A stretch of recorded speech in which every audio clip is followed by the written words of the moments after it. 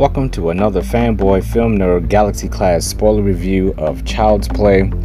I've been a little bit off with the reviews because I've been really busy doing so much stuff, but I'm still trying to figure out what this channel is going to be, and it's going to be mainly music and films and things like that. I have another channel that I'm working on that's going to be more of the motivation stuff and nature, and so I need to split some of the material in this channel up, but we're going to get to Child's Play here.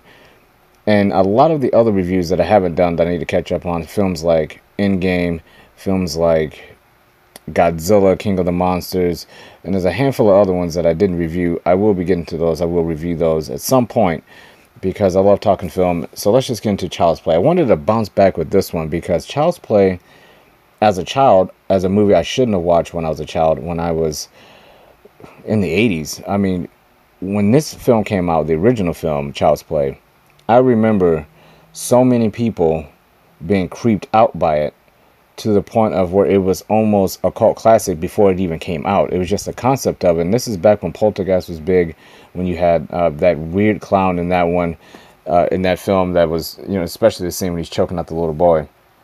People were like clown crazy. And I remember in the 80s, I mean, circuses were really going strong. I mean, the clowns were everywhere. Joker, who is one of my favorite villains of all time, Joker was very popular, and obviously he's a clown.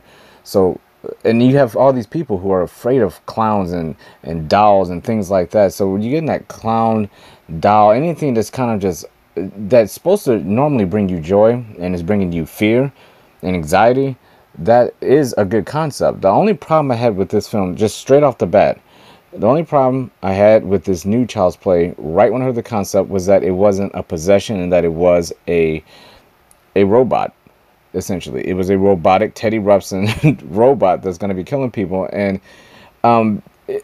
usually when I do these podcasts, I don't always listen to other people's reviews before I do it. I'll come home and I will review the film before I listen to anybody else's reviews. I'm going to stop doing that.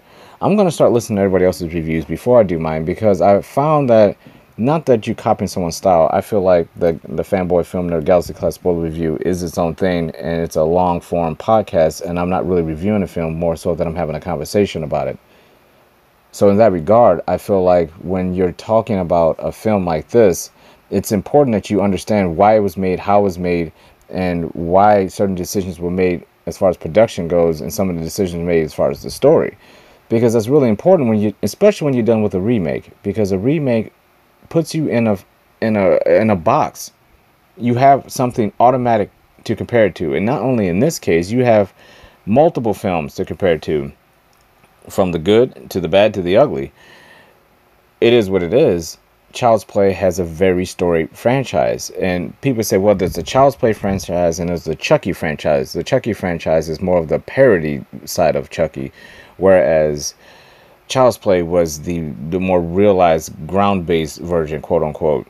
Obviously, as real as you can get with a walking, talking, killing, murderous, psychotic, narcissistic doll goes. But what you can say is it has a storied history, for better or for worse. No different than a sports franchise. You're going to have some good years, you're going to have some bad years, you're going to have some good decades, some bad decades, but all in all, no matter what the current team is doing, is always going to be compared to its past, whether it's good or it's bad. And I view this one like this. So let's get into the story. And the reason why I bring up some of the other reviews that I've read and I've listened to, I find it very important that this movie, the reason why he is an AI robot is because the ongoing possession story of him is still ongoing. I had no idea that they were going to do a TV show with this thing, as far as the continuing storyline of Chucky being a possession by I forgot the guy's name. Well, his name is obviously Charles, but because Chucky. But I gave up on the Chucky franchise probably after The Bride of Chucky. I didn't like those parodies and the way that they were doing it. It just wasn't for me. I know people like them, but I am a huge fan. My favorite Chucky film of all time, my favorite Child's Play film, is Child's Play 2. I think that film is damn near, for what it's trying to be, a masterpiece in its genre. Back then, it is. If you go back and watch that movie, everything about it was. It was in a time where I felt like film was starting to open up a little bit when it came to what you can do with a horror film. It wasn't just a horror film. There was some funny moments in there. The first Child's Play is a very, very serious film. Yes, it's funny, but it was fucking scary. Child's Play 2 is a little different. Child's Play 2 kind of opened up Chucky a little bit and made him a little bit more likable, which is insane because there were some moments in the film where you kind of were rooting for him. The teacher, that scene, that movie is unbelievable. If you have not seen Child's Play 2, I recommend you watch the first one first. You have to. Watch the first one first. You can't go wrong with that one. Then watch the second one. And it is so different, but feels like a direct sequel. It is so good in that regard. I liked it. So in this film, when you're talking about a robot who is not possessed by Charles Lee Ray, I think his name is, when you're not, I can't believe I'm blanking on that too, but it's just Charles Lee Ray, right? When you're talking about a robot killing people as opposed to a cybernetic organism killing someone, you're in for a problem because there is no... And Chris Stuckman, I hate to throw people's names out there, but he's one of the people I watch. But he said it perfectly. There was no soul to the movie because the robot has no soul. It's a machine. And obviously, if you're watching this review, I always, with these podcasts, if you haven't seen the film, I'm sorry. I don't even say a spoiler review. It's so in depth that I feel like when you come in, you should know. It's in the title. It's spoiler review. So I'm not gonna. You've seen the film if you listen to this. So I felt like when it comes to a robot who is just killing people, you're almost getting into an area where what is the weight of the movie coming from? Is it coming from the characters? Because the characters in this movie aren't very memorable at all.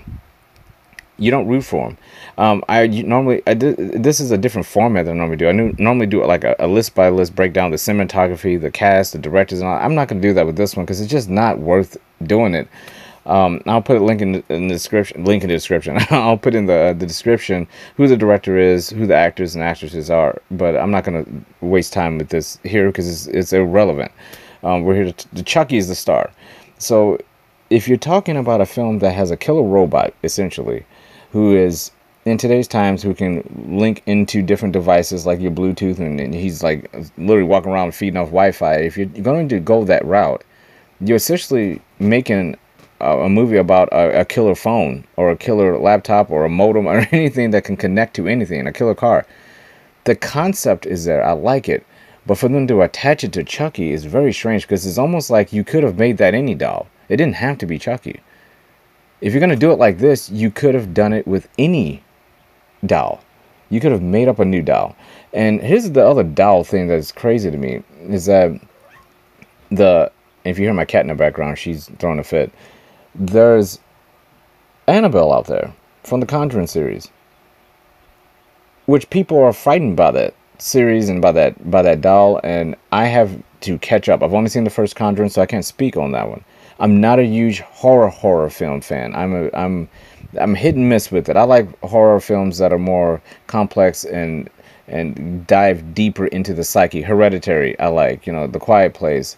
A Quiet Place, excuse me. I like things like that. Is more when you talk about horror. Texas Chainsaw Massacre.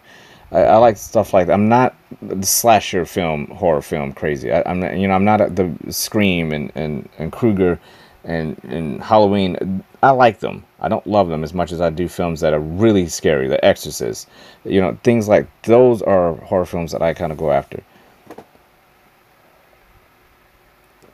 But when we're talking about something like Chucky and you could put anything in its place, I find that to be a hard sell. I had a hard time with what the film, because when you're looking at Chucky, you expect him to do Chucky-like things. So let's get into the look of him. He didn't look that good to me. And I know people were like saying, it'll get better on film. You have to see him in motion. And I had a conversation with my friend about this at work. We were talking about, well, how's he going to move? Is he going to be completely animatronic, or are they going to do something with him that is also CG based, or they're going to do motion capture? And you can clearly tell that he's an animatronic most of the time, but there are CG elements in there, especially around the lips and the eyes. You could tell, obviously. He wasn't a full CG character. I'm glad he wasn't. I like the fact that he was practical and that he was on set and people could interact with him. I loved his interactions with Andy in the film. I actually liked Andy, the actor who played him. I liked that character. I thought the other characters in the film were bland. I thought they were cliched, bland characters who served the story, but you didn't give a fucking shit about any of them. I liked the mother. I liked the cop and his relation. That is probably my favorite part of the dynamic of the film, was the relationship between the cop and his mother. I love that. I thought that was brilliant. I thought that was a very good way of having something else going on in the story to when you had to break away from Andy and the mother. What are you going to go to? Because you can't just keep going to the doll. He's a fucking doll, and he's not even a doll. He's really a robot. And I think that's the thing, is that, was he a doll or was he a robot? Was he basically a Siri with clothes on? What was the purpose of him? I love the fact that he was given to a boy who was not a boy. He's a boy who's going through a lot of shit, and he's actually way too old to be dealing with this doll in the first place, which made that dynamic even weirder. But the look of Chucky in his face and everything, I know you have to differentiate him from the other possession line Chucky stories, which I didn't know. I wish I'd known that when I was in the theater, because it would have helped a lot looking at him. You did have to make him visually different, because he's not really the same Chucky as the other Chucky that was possessed. You don't even hear the name Charles Lee Ray in this movie. So yes, I do agree with that, but at the same time, I think they might have went a little bit too far as having him on screen way too early doing goofy stuff. Because the first thing I noticed was, oh wow, Chucky's in this movie a lot in the first act. Like, just blatantly sitting there doing stuff. Now, don't get me wrong, I actually like this Chucky, mainly because of the voice. I love Mark Hamill. I'm a huge Star Wars fan. I love the fact that he voiced him. I think that was, to make this doll seem real, that was a perfect choice, because you had to make him not only seem real, but there are some elements you have to keep, and you had to keep that Brad Dourif kind of cadence and tone with Chucky. Otherwise, it is, at this point, so many, you can't have the robotic aspect of him and a completely different voice and then say this is Chucky. At that point, it's just like, no, that's a doll dressed as Chucky, but it's not Chucky. I like that aspect. I loved Mark Hamill's interpretation of this robotic doll. But the look in the face, it just looked almost too weird. It's almost like, if you were a marketing company, why would you make that face? You would almost be like, hey, let's just bring out the bear. Why would you have in the system something that has the eyes go red when the machine starts to fail? Why would you refurbish something like this? I mean, it's just too many creepy, weird things that would go on in the house. I mean, you sit in the house with this doll and it's refurbished, and all of a sudden it hears, if it can take in information from other people, could you imagine a situation where your 4-year-old, because this doll is in your house, it's just not like it's going to sit with this one person and it's not going to talk to him. Let's say you bought it for an 8-year-old, but you also have a 2-year-old and a 4-year-old and a 6-year-old, and they have kids that sleep over. They're all influencing this doll. It's not just the one person. So can you imagine such a situation where your 2-year-old baby is walking to this doll, and all of a sudden it just screams out, you know, die, you little whatever. That is fucking crazy. So I feel like if you're a company, if anything goes wrong with this doll, there is no refurbishing with something like this. You have to get rid of it. There is no way you would take a doll that's that fucking crazy. And why would you build in things like emotion and control and you know, profanity control? And it's like, it's meant for a kid. It shouldn't even have those in there. Now, if you wanted to come up with a separate line that's only for adults and they have to have a password to turn it on every day, that would make more sense. But to just have a streamlined doll that comes out and anybody can program it. The first thing it prints on is the person it sees. What if it prints on a child molester or a murderer? I mean, you're talking about aiding and abetting with this thing. You can literally kill people with this thing. It controlled a fucking car. So, and you can control it with your phone. So some mass murderer could grab a phone, have 3 or 4 of these dolls, and could literally take down a city block if they wanted to. From their fucking house, eating popcorn, watch it on their damn flat screen. That's insane. So I'm thinking about all this stuff while I'm watching it. And it was just incredible. But let's get into the music. I love the music. The music was fire. I thought it was perfect for this film. Chucky is so creepy in some scenes. I actually liked him better when he wasn't talking. When he was just sitting there. At the beginning of the movie, that scene over the bed when he was standing over Andy just staring at him. That was fucking so creepy. And there's some heartwarming moments in the film too. The most sad part of the movie to me, the mother dying is very sad. The cop's reaction to the mother dying is sad. But as far as Chucky goes, because I'm trying to keep it just Chucky here, because that's why you're here. If you're listening to this, you want to know about Chucky. We're talking about Chucky here. My cat's going fucking crazy. Nateri, chill out. I'm talking about a fucking robotic, psychotic, narcissistic, murdering cyborg. We are sitting here talking about a scene where a doll walks into a room and a bunch of kids beat the fucking shit out of him to murder him. And I felt more sorry for Chucky in that moment than any other death in the film. That's pretty good. I will give him that. There's other scenes in the film that I liked. As far as the deaths go, the asshole stepfather, boy, was I happy when he got it. That guy was a complete fucking asshole. They did a good job setting him up as an asshole. He was hollow as a character. You knew it was coming. The very first second he told Andy to be quiet, you was like, this guy's going to get it, and he's going to get it bad. What they call the janitor, which is really the maintenance guy. I hate when people just throw janitor on everything, mainly because I used to be a janitor. But that guy, when he was setting the surveillance cameras in the hallway, and he's looking at Andy's mom, I'm thinking to myself, okay, you know this guy's a freaking perv. There's going to be a scene where he's looking at her, and of course he was. He's going to get it.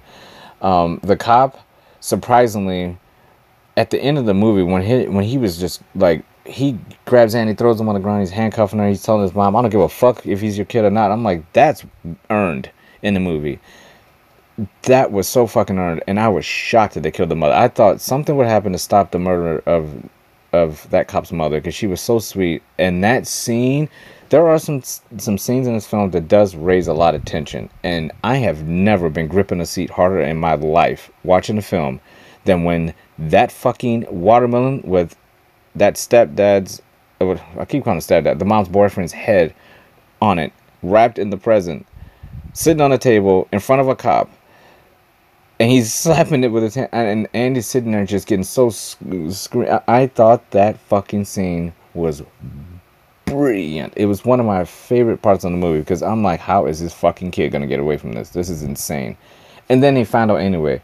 Another stupid thing I kept finding out is like, these kids keep on throwing shit down the garbage chute. Why are you throwing down the garbage chute? Why don't you take it out of the house and walk it somewhere and get rid of it? They're just in the building. It's like, hey, let's get rid of evidence of this head on a watermelon. Okay, let's just throw it away. I got a question for you. Why don't you take the fucking head off the watermelon and wrap the head up in the fucking paper and throw it down the paper chute? I mean, why are you keeping it on the watermelon? It was just, so there was a lot of things story-wise that didn't make any fucking sense. But I will give them a pass on one thing. This film was clearly meant to feel like it was in the late 80s, early 90s. It was that dynamic, and of all that stupid decision making, it was claustrophobic. Not a lot of dialogue that made any real relevance or weight to it, you know. But it was a fun movie. I will give it that. I had a lot of fun with this movie, surprisingly so, because I went into it, I almost didn't go, and I had to reorder my tickets 3 times before I just said, screw it, I have 2 hours, let me just go watch it. I went and grabbed me some lunch and just said, screw it, let's just go in. Grabbed me a couple beers before I went in and just had some fun with it. I'm glad I did, because it was a good time in the theater. The audience had a good time with it. There was some funny lines. The Tupac line was funny. I just thought overall the whole robotic aspect of it didn't really work for me, and the way that the film portrayed Chucky visually, I thought could have been better. And I thought they had him doing a little bit too much too early. And then later in the film, he kind of goes away in these spurts, and it's like, wait, that's kind of reverse. You shouldn't have had him on screen so early. The anticipation of him, I mean, he's on screen right at the beginning, and that first act is just all Chucky, which is nothing wrong with that. I love the bonding of him with Andy and playing the game and him learning different things, and he was actually cute at certain points in the film. And like I said, that bedroom scene where he's standing over Andy when he's sleeping, I thought that scene was creepy. The way he killed the cat, the way he stands, the way he walks, everything about him I thought worked overall. But I still think you could have done all that without even being Chucky. That's the only problem. I felt like it was a waste of Chucky being Chucky. I almost kind of was wishing that's like, maybe you should have started a new franchise with just this robotic doll, because they are going to make a sequel to this. You can tell, because in the movie you can see that he clearly at some point, you know, obviously the one that they killed was not Chucky, it was another Chucky. He was just sitting back watching. I love that aspect of it, that he can upgrade. When that pervert upgraded him. I should say upgrade, but refurbished him completely and had him working properly 100%, but still with everything he had been through as far as Chucky goes. I felt like that was a good thing, because then at that point you kind of do upgrade Chucky, where he's like, okay, now he can control things, because up until that point he couldn't. He was malfunctioning, and you can tell he got smarter. He went back to the little boy, the little brown kid. He went back to him instead of going back to Andy to get to Andy. So you can tell this Chucky was smart, kind of like the first Chucky. Even though he was a complete mess, he was extremely smart, and he did things as a doll that most adult men couldn't do just off his wits. And I like that with this one, is that he actually did get very, very intelligent at the end, to the point, I should say intelligent, aware of what he could do, and that he is not immortal. And I thought that was pretty cool concept wise for a robotic doll, that he's not immortal. He's a living, breathing thing, essentially. If he's gonna have a consciousness, and he had died once, he's like, but that can't happen again, and how can I prevent that in the future? And he instantly starts, just not like when he goes back, he doesn't go back to Andy, he goes back to the other kid. And I thought that was good. He doesn't fight at the end of the movie, he has the other ones fight for him. He just sits back and watches. That's clever.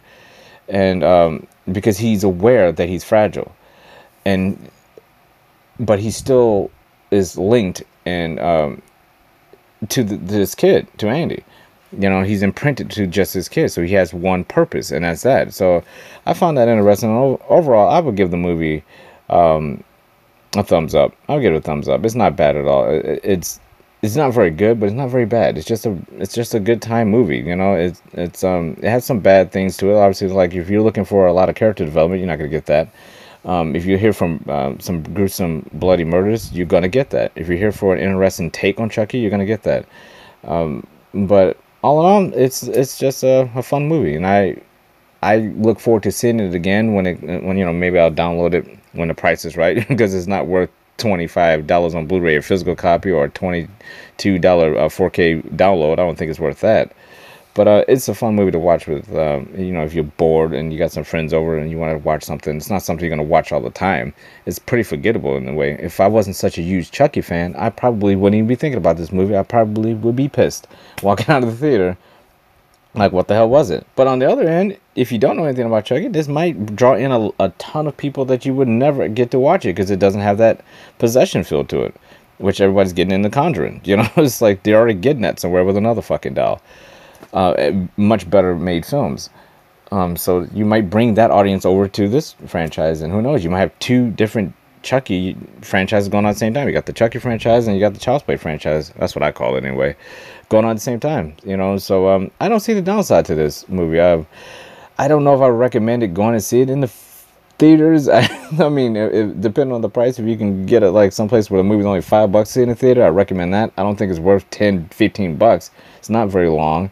You're in and out, but it's for a Chucky fan, I loved it. I actually had a good time with it, but I can see why people wouldn't like this film. So that'll do it for this Fanboy Film Nerd Galaxy Class spoiler review. I see you guys on the next one. Have fun at the movies.